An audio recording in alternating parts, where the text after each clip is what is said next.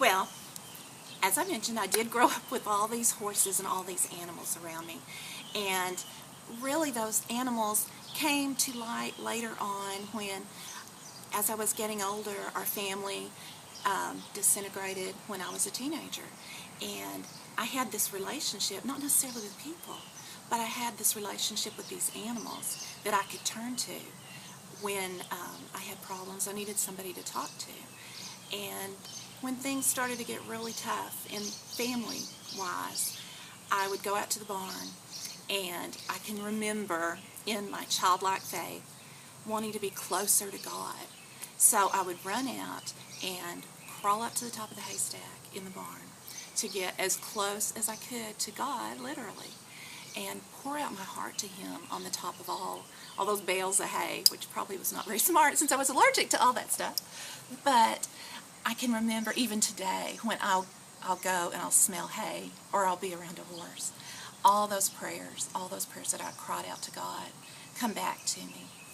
And I always knew He was there when I would tell Him, this has happened and this has happened.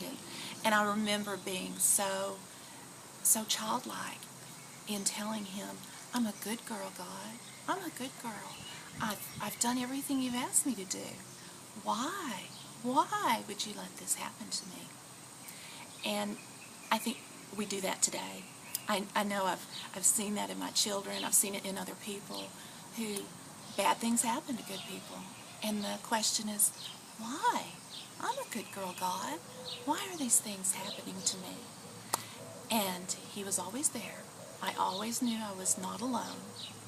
And He was so patient and kind to let me figure it out. He let me grow through it.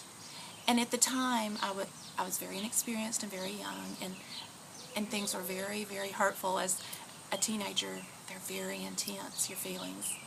And I didn't understand.